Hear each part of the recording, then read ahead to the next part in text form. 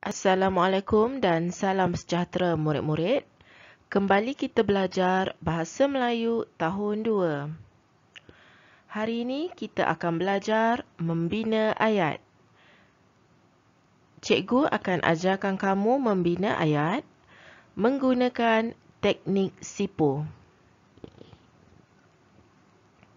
Mari kita mula.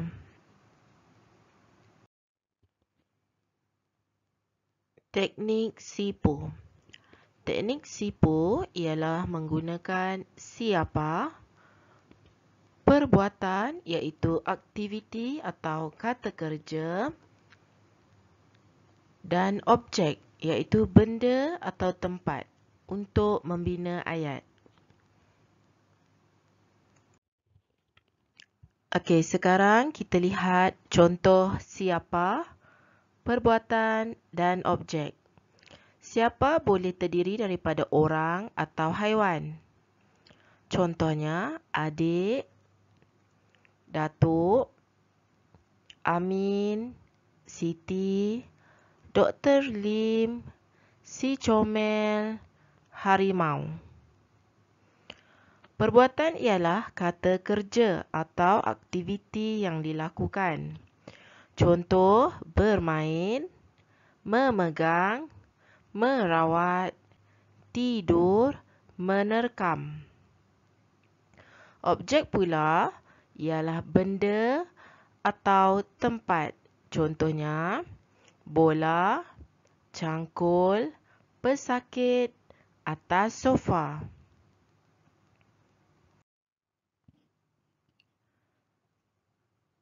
Contoh orang atau haiwan seterusnya keluarganya, Saiful, ibu saya. Contoh perbuatan, kata kerja atau aktiviti yang seterusnya boleh jadi melancong, belajar, bekerja, bersekolah. Contoh benda atau tempat seterusnya boleh jadi Langkawi. Langkawi ialah tempat ya. Di universiti. Universiti pun tempat. Di hospital. Di sini.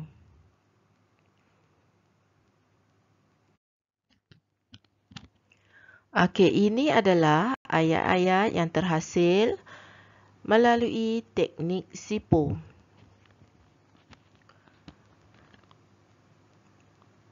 Adik bermain bola. Datuk memegang cangkul. Makcik Lia minum air limau. Dr. Lim merawat pesakit.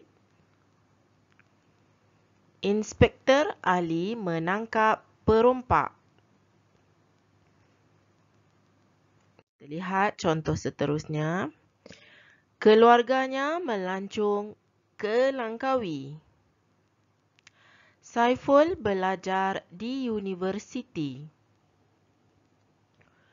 Ibu bekerja di hospital Kota Tinggi. Mereka bermain di padang. Okay, di mana kamu dapat melihat yang berwarna ungu di hadapan sekali ialah si, iaitu siapa. Yang berwarna merah, yang cikgu labelkan merah ini ialah perbuatan, iaitu aktiviti atau kata kerja. Dan di hujung ayat, yang berwarna biru ini ialah objek ataupun tempat. Okey, sekarang kita lihat dengan terperinci ayat yang dibina menggunakan teknik sipo. Okey, lihat gambar. Okey, siapa? Dalam gambar ini ialah kakak.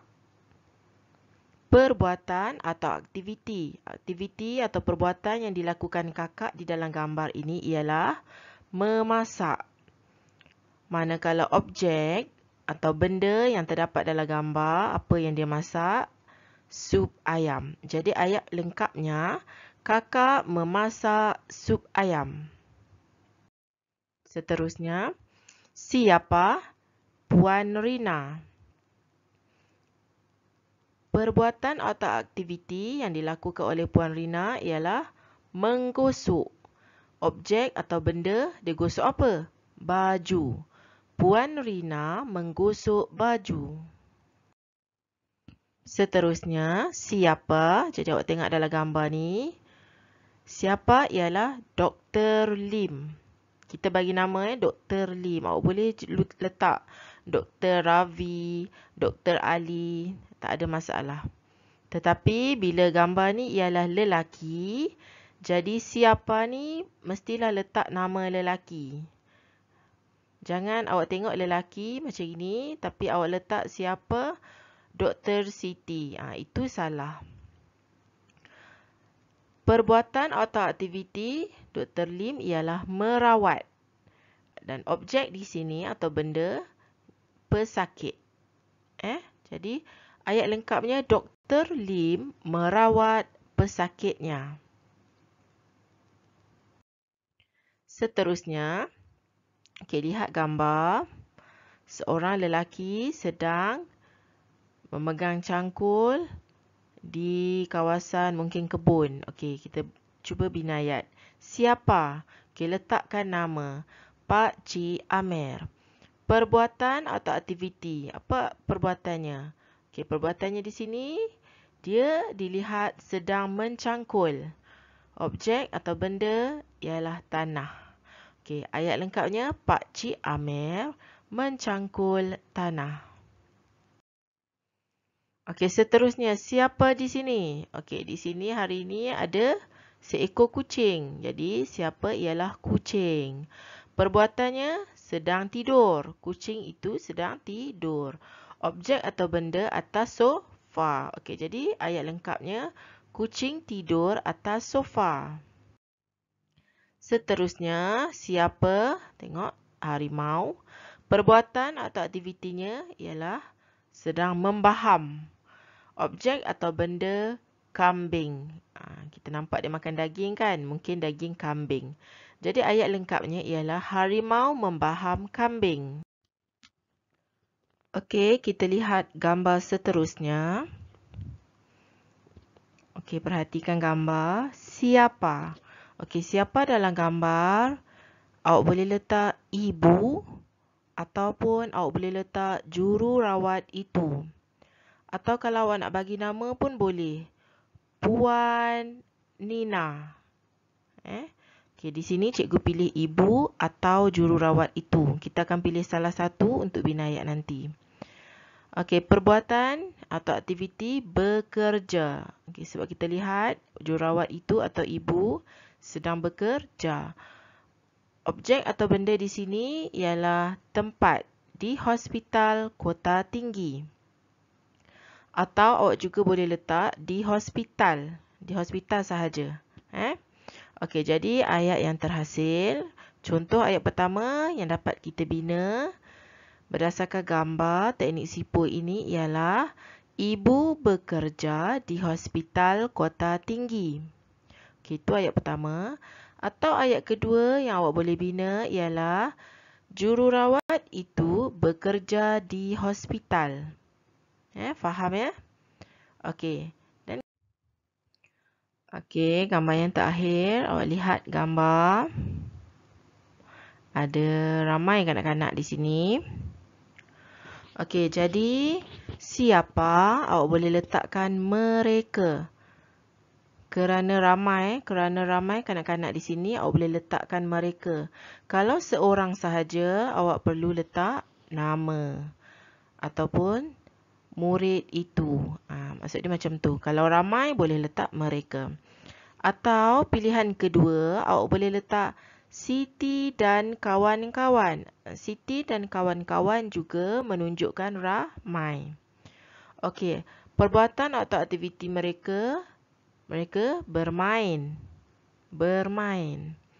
Objek atau benda di sini ialah tempat. Jadi di taman.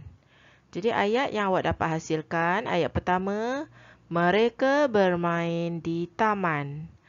Atau pilihan ayat kedua awak, Siti dan kawan-kawan bermain di taman. Okey, cikgu harap kamu telah memahami pembelajaran kita pada hari ini, iaitu membina ayat menggunakan teknik SIPO. Kita membina ayat menggunakan teknik SIPO ini apabila ada gambar yang diberikan kepada kita. Sama ada gambar tunggal atau sebagainya. Okey, cikgu nak ucapkan tahniah kerana kamu telah dapat mengikuti pembelajaran kita pada hari ini. Jangan lupa siapkan latihan yang cikgu berikan dan kita akan jumpa lagi pada pembelajaran akan datang. Selamat belajar!